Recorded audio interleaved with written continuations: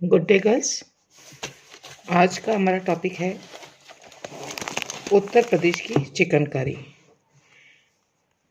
जैसे हमने पिछले चैप्टर में देखा था पंजाब की फुलकारी, जो कि भारत की परंपरागत कढ़ाई में से एक है। इसी प्रकार से दूसरी एक बहुत महत्वपूर्ण है उत्तर प्रदेश की चिकनकारी। और उत्तर प्रदेश में भी, जैसा कि आप सब जानते हैं, ये लखनऊ में इस चिकनकारी का कार्य ज़्यादा होता है। और जो भी हम दुपट्टे या सूट या साड़ी जो हम चिकनकारी की लेकर के आते हैं, चिकन वर्क की लेकर आते हैं, उसको हम लखनवी सूट, लखनवी साड़ी या लखनवी दुपट्टे के नाम से जानते हैं। तो इससे ये स्पष्ट होता है कि इसका उद्गम स्थल या जो जहाँ पर इसका कार्य सबसे ज़्यादा किया जाता है वो है लखनऊ। उत्तर प्रदेश में लखनऊ चिकनकारी कढ़ाई के लिए हमेशा से प्रसिद्ध रहा है और यहाँ के चिकनकारी के वस्त्र पूरी दुनिया में, पूरे विश्व में प्रसिद्ध हैं।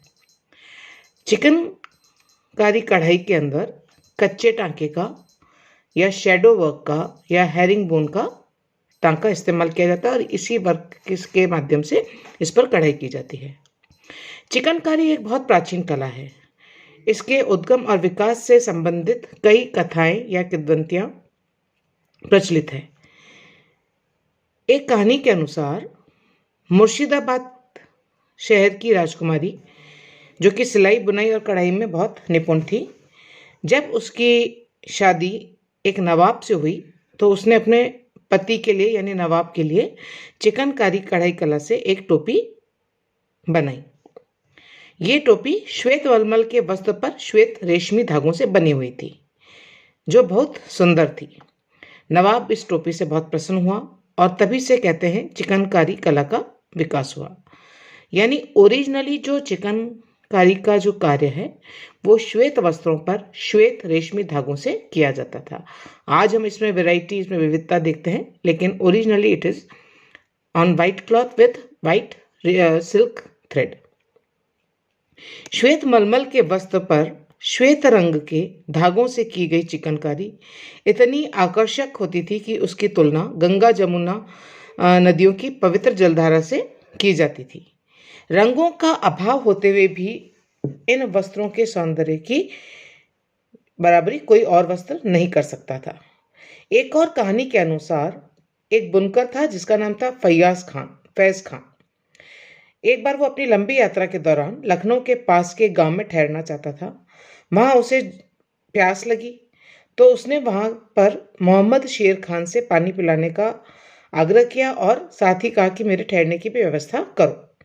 मोहम्मद शेर खान ने उसे सम्मानपूर्वक ठहराया और पानी आदि की व्यवस्था करी, जिससे फैयाज खान बहुत प्रसन्न हुआ और उसने इस मोहम्मद शेर खान को चिकनकारी की कला सिखाई। अतः मोहम्मद शेर खान को ही चिकनकारी का जन्मदाता मानते हैं। लखनऊ में आज भी उस्ताद मोहम्मद शेर खान की मज़ार पर चिकनकारी करने वाले सभी कलाकार बड़ी श्रद्धा और भक्ति से दर्शन करने जाते हैं। कुछ लोगों का मानना है कि चिकनकारी कढ़ाई कला राजा हर्ष के समय से ही चली आ रही है। उन्हें भी श्वेत मलमल के वस्त्र पर श्वेत रेशमी धागे से की गई चिकनकारी के वस्त्र बहुत प्रिय थे।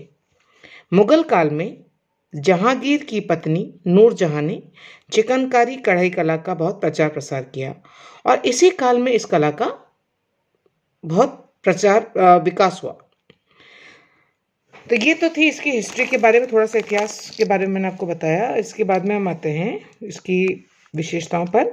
तो चिकनकारी जो है ये कढ़ाई बहुत सूक्ष्म, बारीक और कोमल होती है और जैसा कि मैंने आपको पहले बताया, ये पहले सिर्फ सफ़ेद मलमल के वस्त्र पर सफ़ेद रेशमी धागों से ही बनाई जाती थी, किंतु आजकल ये कढ़ाई अन्य वस्त्रों पर भी, जैसे rubia, cambric, organdie, chiffon, georgette, net, vial आदि पर भी बनाई जाती है। आपने देखे होंगे इस प्रकार के सारे वस्त्र आपको बाजार में उपलब्ध होते हैं और इनमें विभिन्न प्रकार के रंगों के सूती और रेशमी धागों का भी इस्तेमाल किया जाने लगा है।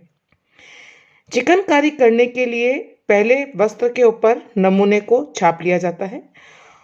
ये नमूने प्राकृतिक स्रोत और घरेलू उपयोग की दैनिक वस्तुओं पर आधारित होते हैं, जैसे चावल का दाना, गेहूं की बाली, फूल, फल, पशु, पक्षी, मोर, जिनमें मोर और तोता मुख्य हैं, आदि। तो ये है नमूने। अब बात आती है इसमें किन टांकों का प्रयोग किया जाता है। तो पहले इनमें 3 प्रकार के टांकों का प्रयोग होता था। एक चपटा, दूसरा गांठों वाला और तीसरा जालीदार। यानी चिकनकारी में मुख्यतः सैटिन स्टिच, स्टेम स्टिच और मूरी और हेरिंगबोन टांकों का उपयोग अब किया जाने लगा है। बखिया और विभिन्न टांकों की सहायता से नमूने के अलग अलग भाग को दर्शाया जाता है। जाली वाले टांकों से चिकनकारी का काम ज़्यादातर साड़ियों पर किया जाता है।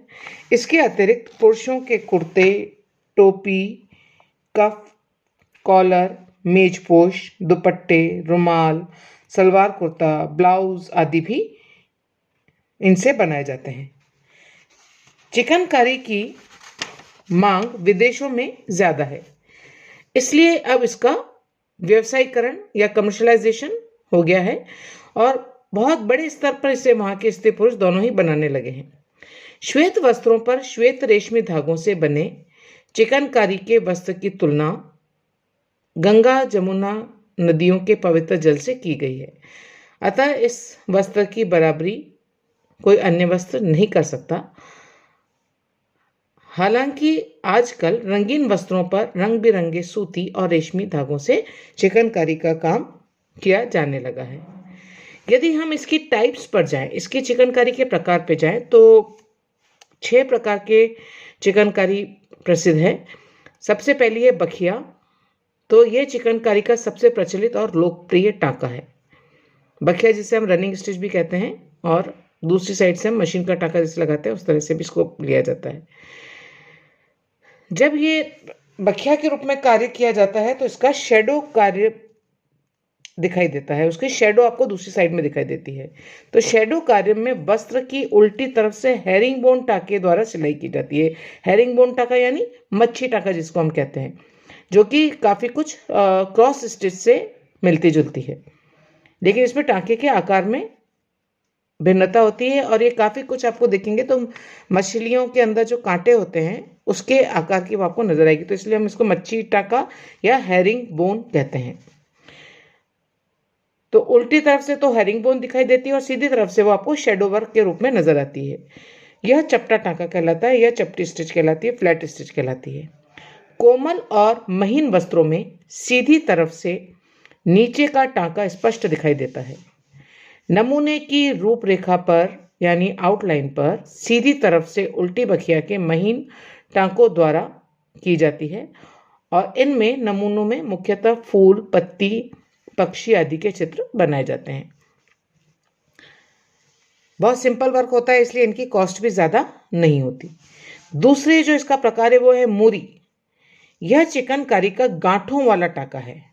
ये भी एक प्रचलित और लोकप्रिय टांका है। इसमें गांठें अत्यंत महीन और सूक्ष्म बनाई जाती है। इन टांकों के उपयोग से फूल के नमूनों में बीच का भाग भरा जाता है, जिससे फूल में या फूल का उभरा उभरा नमूना दिखाई देता है। मूरी टांकों से चावल के दाने, गेहूं की बाली जैसे नमूने भी बनाए जाते हैं। इन टांकों के साथ खटाऊ स्टिच के उपयोग करके नमूने में विविधता लाई जा सकती है। राइट। तीसरा है फंदा, जो कि अगेन मूरी टांकों के समान ही होता है, लेकिन इसमें काज वाले टांकों से यानी बटन होल स्टिच से, काज वाला टांका यानी बटन होल जो हम आपके बटन्स में जो हम लगाते हैं और जब हम उसका नाक उसका आई बनाते हो उसकी, तो वो आपकी उसके समान होती है, जिसको हम किससे पूरी करते हैं, बटन होल स्टिच से। तो इसमें काज वाले टांके यानी बटन होल स्टिच से नमूनों में छोटे छोटे छिद्र बना दिए जाते हैं और इस टांके के उपयोग से भी चावल के दाने, गेहूं की बाली और अन्य अनाजों के नमूने बनाए जाते हैं। दूसरे शब्दों में कहा जा सकता है कि यह फ्रेंच नॉट टांकों का ही दूसरा परिवर्तित रूप है। इसमें नमूने उभरे हुए दिखाई देते हैं। एक और इसका प्रकार है टेपची। टेपची यह साधारण कच्चा टाका अथवा डार्निंग टाका होता है और यह भी एक फ्लैट स्टिच का ही प्रकार है। इसमें सीधी रेखाओं का उपयोग करके फूल पत्तियों के नमूने बनाए जाते हैं। इसके द्वारा फूल पत्तियों के नमूने में तिरछी रेखाओं को भरा जाता है। इस टाँके से नमूने बनाने में अत्यधिक समय लगता है और एक धागे से नमूने की बाहरी रूपरेखा पर टाँके डाले जाते हैं। इस टाँके से फूल, पत्तियाँ, कलियाँ आदि के नमूने बनाए जाते हैं। एक स्टिच और है इसमें, दैट इज जाली या नेट। तो चिकनकारी को जाली के टांकों द्वारा बहुत सुंदर और आकर्षक बनाया जा सकता है या बनाया जाता है। नमूनों में जाली का प्रभाव विकसित करने के लिए धागे को खींचकर और कभी-कभी छोटे छिद्रों को चारों ओर से सिलाई करके कस दिया जाता है। इस प्रकार बड़े नमूनों के बीच में जाली बनाकर वस्त्र की सुंदरता में वृद्धि की जाती है।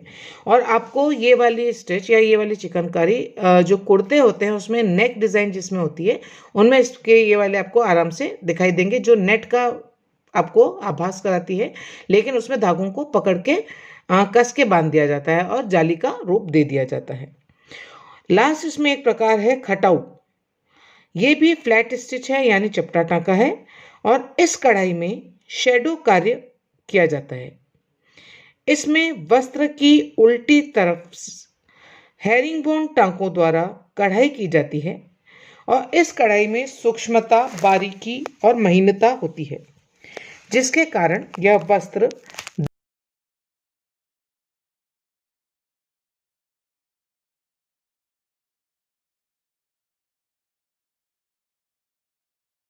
मुख्यतः फूल, पत्तियों के नमूने बनाए जाते हैं। यदि आप आज बाजार में जाते हैं और लखनवी सूट या लखनवी वस्त्रों की खरीदारी करते हैं, तो क्योंकि ये ज़्यादातर कार्य हाथ से किया जाता है, हैंडवर्क है, तो इसके अंदर इसकी जो कॉस्ट होती है वो ज़्यादा होती है। आपको ये सस्ते नहीं मिलेंगे। जहाँ पर सस्ते होंगे तो उनकी एम्ब्रॉयडरी के प्रकार से या उसमें जितनी विविधता, जितनी जटिलता होगी उसी हिसाब से उसकी कॉस्ट भी बढ़ती चली जाती है। तो ये है आपके चिकनकारी, जो कि लखनऊ की वस्त्र कहलाते हैं, और लेकिन ये लखनऊ का है, उत्तर प्रदेश में। तो चिकनकारी एक सरल और गरिमापूर्ण कला है और आज भी इसकी लोकप्रियता कम नहीं है। कितने भी वस्त्र बाजार में आ गए, लेकिन इसकी अपनी एक विशेष पहचान है, इसका विशेष स्थान है, इसकी एक विशेष खूबसूरती है। तो इसके बारे में लखनऊ की चिकनकारी के बारे में आज इतना ही। नेक्स्ट अगली क्लास में करेंगे।